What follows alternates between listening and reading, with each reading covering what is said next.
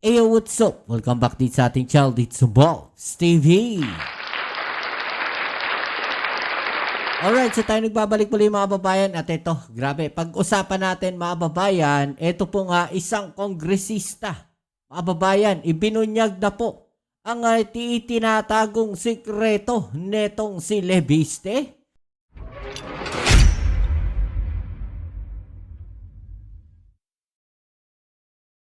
Yan po ang ating aalamin ngayon at pag-uusapan. Pero syempre bago ang lahat, please don't forget to subscribe, like, share at comment dyan sa comment section. Okay, so eto mga babayan, meron pong isang kongresista na nagsalita po mga babayan. At ito ay may malaki po siyang pasabog at sinasabi niya nga po no, kung ano nga po itong mga malalaking sikreto netong si Leviste, mga babayan, at tila ibinubunyag po niya kung ano itong mga ginagawa ni Congressman Leviste, mga babayan. At isa nga po dyan, yung pong sinasabi ni Leviste na 2 million Christmas bonus daw po ng mga kongresista.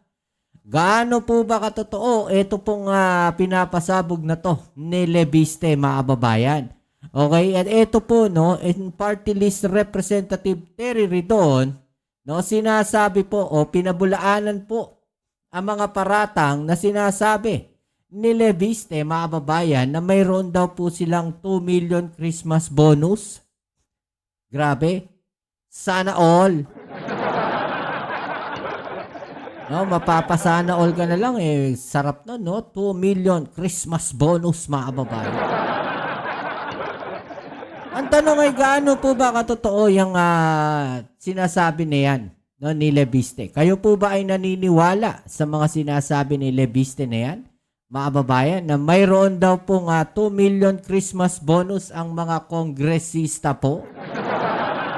Okay, so ito po, panoorin natin ang panayam dito kay Representative Terry Ridon ng Bicol Saro Party List, mga babayan. Alright? Let's go. Kasi hinahanap ko yung bonus. Gusto ko yung bonus na yan. Sige, diretso tayo dun sa bonus. Syempre, para dun sa iba talaga ba may bonus bang natatanggap na ganun kalaki ang mga kongresista? Sabi ho ni Congressman Leandro Leviste, sa inyo, ano bang totoo? Yan, mga babayan. Yun yung tanong eh. Totoo ba na mayroong 2 million Christmas bonus? No, kagaya po ng sinasabi ni Congressman Leviste, mga babayan. Totoo kaya yan? 2 milyon daw.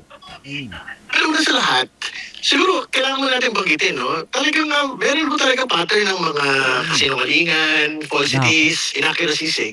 Ako, may pattern daw po ng kasinungalingan, mga babayan. Ito pong ginagawa o mga pasabog ni Leviste. Si Congressman Leviste at isa na naman po ito doon sa mga halimbawa po noon. Ano? Kasi una sa lahat, hindi ko totoo may 2 million na Christmas bonus. No? So, Hindi daw po totoo, mga babayan, na may 2 million Christmas bonus. Yan po ay ayon dito kay Congressman Terry Ridon, mga babayan. No? Totoo ba? Totoo kaya yung sinasabi na to ni Leviste? Mismo nga ito pong si Representative Terry Ridon na nagsasabi na hindi daw po yan totoo, mga babayan. At may pattern daw po no, ng kasinungalingan etong si Leviste.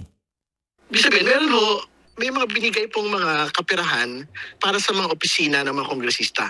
Para sa mga aktibidad at mga programa at gawain na ginagawa po ng mga kongresista.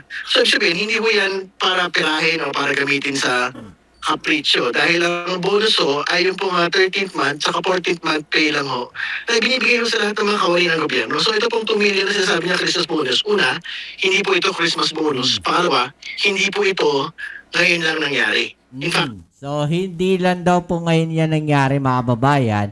At hindi daw po yan Christmas bonus. Kasi may napanood din nga ako, no? Parang nabasa ko na kung saan yan daw pong 2 million na yan ay parang additional fundings lang po doon sa mga proyekto ng mga kongresista. No?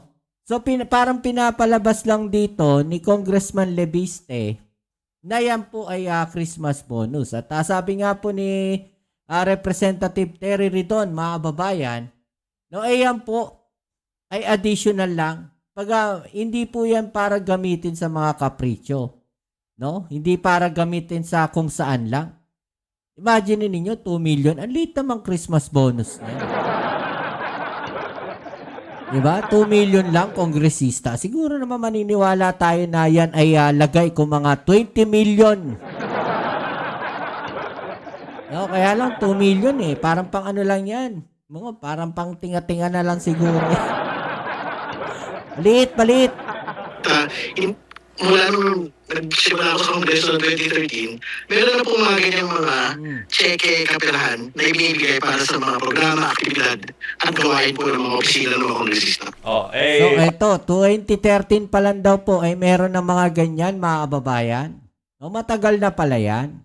para ho pagtugmay. So, kabaliktaran. Parang kabaliktaran doon sa sinasabi ni Leviste na yan daw po ay Christmas bonus sa mga kongresista. Matagal na pala nangyayari yan eh. 2013 pa, mga kababayan. No? So, ibig sabihin, nangyayari din yan sa mga nakaraang administrasyon. No? Aquino, parang ganon. Aquino, kay Arroyo, nangyari na rin ba yan? Oo, kay Aquino na siguro, mga kababayan. At saka kay Duterte. Di ba? Ngayon, sa administrasyon ng Marcos, ginagawa na rin uli yan. Kasi matagal na po palang ginagawa yan, mga babayan. No?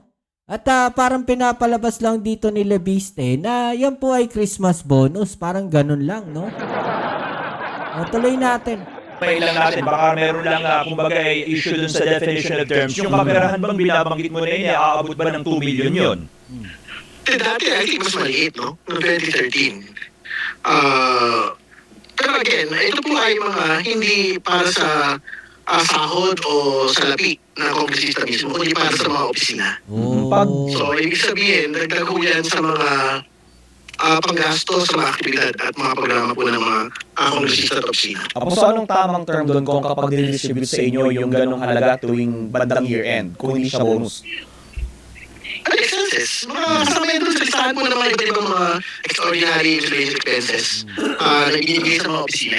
No? So, I think yun yung kailangan nating gawin pong definition doon. No? Ibig sabihin yan pupunta sa mga wallet at pitaka, pangmakasyon at kapritsyo ng mga kongresista. Hindi ginagamit yan para sa mga aktibidad, gawain at programa ng mga opisina. Siguro, para doon sa mga Christmas party, no, ng mga empleyado, ano pa ba? Parapol sa mga empleyado, regalo para sa mga empleyado, para siguro sa mga ganon. No? O kaya pamimigay ng mga Christmas gift, no, sa mga empleyado at sa iba pang mga beneficiaries nila o may mga iba pang proyekto sila, mga kababayan. Ang masama lang siguro dito, no, sa nakikita ko, kung yun po ang pinapalabas ni Congressman Leviste na yan po ay Christmas bonus para sa mga kongresista, ang pangit lang pakinggan. No, ang pangit lang siguro ng salitang ginamit, mga kababayan. No? Siguro may magandang sabi nga definition of terms, no, or ibang term pa, no, na ginamit para hindi naman pangit yung dating. Kasi yung dating po na Christmas bonus parang ang dating para sa mga kongresista talaga eh. 'Di ba? Direct, no, na para sa mga kongresista, parang ganun yung dating. 'Di ba? Anong intention ni Congressman Leviste? Bakit yun yung ginamit niyang salita? Bakit Christmas bonus yung kanyang ginamit, no, na salita dito, mga babayan? Kung sa katotohanan naman pala, no, ito hindi Christmas bonus. At saka bakit ngayon lang? Bakit last year? 'Di ba? Kung meron na rin ganyan, bakit wala nagsalita? Mga babayan. Yun yung masaklap dun eh. Diba? Dapat noon pa. May mga sumisita na dyan. Wala naman.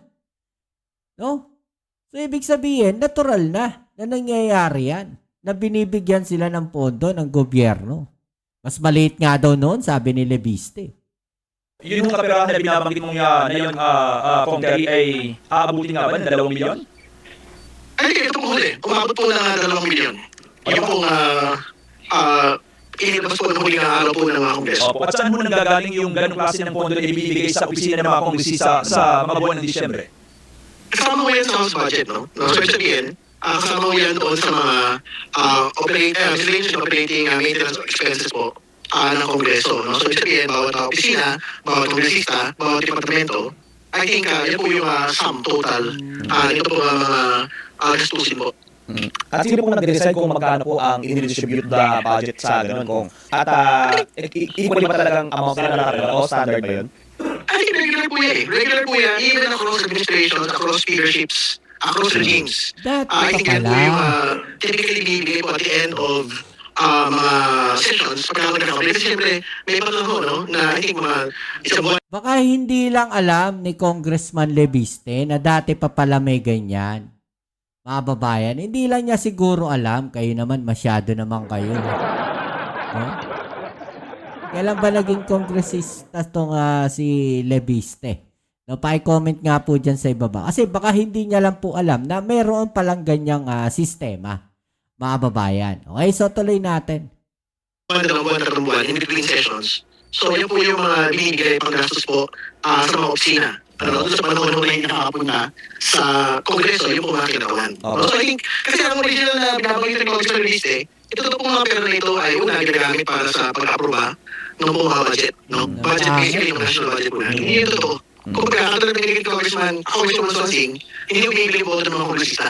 So, whether pumunta ka na oo o hindi, yan po sa national budget po natin, yan po kapirahan para sa operations ng opisina ay ibibigay po ng Kongreso para sa kanila po mga programa at mga aktibidad. Opo. So sabi mo, Kung Terry, kung parang lumalabas na mayroong pattern ng may mga hindi kapani-paniwalang pahayag si Congressman Leviste, ang sabi ng iba, yan ba'y posibleng umabot doon sa pagpa-file ng ethics complaint laban kay Leviste o meron ba kayong plano mag-file ng reklamo laban sa kanya? Pero sa lahat, kasi kailangan natin na nabanggit natin ni Congressman Leviste kagabi para medyo natahimik ko na po muna siya hanggang bumalik yung Kongreso ng January 26. So, kailangan natin yun. No? Pero pangalawa, tingin ko, ang mas magiging tampok po doon sa ethics complaint niya ay ito po nga naging problema doon sa pagkuha po ng files, Cabral files. No? Kasi siyempre, may allegation po talaga na pesahan po Pinoy. Yung una, pangalawa, ay yung pong pag-ransack ng buong Batangas District Engineering Office ng First District ng Batangas. Kasi meron talaga mga video na linabas. No? So, isipin mismo, na talaga po yung mga tauhan po niya Congressman Leviste, talaga parang nag-implement ng illegal search operations doon po sa opisina po ng DPWH. So, I think yung dalawang bagay po na yan, pwede po maging tambok na bahagi po ng ethics complaint. Yung sa House, kaya naman ang sagutin ng mga kongresista at ng leadership, no? Yung pong bagay na. So, I don't think magiging bahagi po yung ethics complaint po laban kay Congressman Leviste. So sa proseso po ng Kamara, meron bang kinakailangan na mag-file muna ng reklamo or ng formal complaint laban sa isang miyembro, in this case, against Congressman Leviste para ubusad yung posibleng sanction kung meron man? Well, tatlo po yung pwede mayari. Una, siyempre yung mga agreed parties, no? Yung DPWH officials at staff, pwede mo yung mag-file ng complaint sa Kongreso. Pangalawa, siyempre any private person pursuing public interest, pwede mo mag-file ng ethics complaint. At pangatlo, pwede mo mag-moto proprio, yung pong Kongreso mismo. So, marami palang pwede mag-file laban dito kay Leviste, mga babayan. Baka ultimo nga yung pamilya ni Cabral pwede mag-file or staff ni Cabral pwede mag-file. No, dito kay Leviste, mga babayan. Kung napatunayan na nagsisinungaling po si Leviste doon sa pagsasabi niya na kusang loob ibinigay ni Cabral at walang pwersahang nangyari. No? Kabaligtaran doon sa sinasabi ng mga staff ni Cabral na pwersahan niyang kinuha yung mga files dito kay dating sekretarya o Yusek, mga babayan, sekretarya, pangalan na ito, Cabral, mga babayan ng DPWH, di ba? Na talagang sigahan po yung naging turing po ni Congressman Leviste dito sa dalawang bagay po na ito. Pero hindi ka kailangan mo natin siguro na kung mag-file ng kaso yung DPWH leadership at staff dito sa dalawang insidente po na ito. Pero sa tingin niyo ba kung parang nilihis ni Kong Leviste yung mga issue kasi parang nagiging siya dito sa pinalutang niyang Cabral files dahil may mga lumalabas ng video, may mga akusyon din laban sa kanya dito sa nilabas niyang mga dokumento? Alam mo yung problema talaga natin doon sa mga statements ni Congressman Leviste, maraming bahagi po talaga doon yung parang pag-release doon sa mga main na mga usapin. Kasi for example, originally, he was being made to account, for example, doon sa isa na fake news po sa akin, meron naman insertion, pero napakita natin, hindi naman talaga ako sa akin. Yun yung una, tapos release na naman sa ibang bagay. Tapos, tapos basically, ito pa mga ibang issues na halimbawa doon sa ibang bahagi ng insertion, for example, yung mga patay ng mga kongresista, para makakapag-research yung mga namatay na 2022, 2023, 2024. Hindi ba? So, yung mga ganun parang hindi sinasagot In fact, parang linihis siya sa ibang paksa. Ang tingin ko, ito po mga pag-uusap tungkol sa House funding po ngayon ay pag-release naman po muli mula doon sa mga original po mga linino na na makausapin. Ako, kung ilatag lang po natin, yung balikan ko lang yung dito sa expenses po na natanggap po ng mga congressman, saan nga po ba napunta ito? Ito nga po ba ay para sa expenses naman ng mga opisina o tumatawid din po sa mga constituents, sa mga program po sa mga kada distrito at sa mga party list? Kasi tumatawid mo yan sa mga distrito mismo. So for example, may mga linabas sa check si Congressman Leviste. So yung around 200,000 doon, yan po yung tinatawag na miscellaneous and extraordinary expenses. May pinakita doon na 700,000 na check. Yung po yung district expenses district and party list expenses. So yan po yung ginagamit doon sa mga extension offices doon po sa mga lugar. At for example, for party list, yan po yung ginagamit for constituency work doon po sa mga sectoral representations. So sama-sari po yung pinagagamitan. And again, pabalik tayo doon sa fact na the original intrigue made by Congressman Leviste was parang pinipera ng mga congressman ito pong mga kapirahan po na ito. Kaya natin namin dyan, ang pwede lang ko ilagay sa pitaan ng mga kongresista, yung pong mga sahod at sweldo po nila. At yung mga bonus po na 13th month at 14th month, na nakasaad po mismo doon sa patahanan po ng pambansang pamahalaan. Lahat ng labas pa ron, expenses na po yun ng mga opisina mismo. Opo, pero nabuong mo pang paliwanag ko, bakit nga ba last part of the year nire-release yung budget? Bakit hindi sa kabuuan ng taon, patapos na yung taon, pag may bago na tayong budget, pagpasok na ng 2026? Well, kailangan hindi lang ipat lang yung pong mga kongresista sa pagpasok sa kongreso kasi may mga tinatawag na session breaks di ba?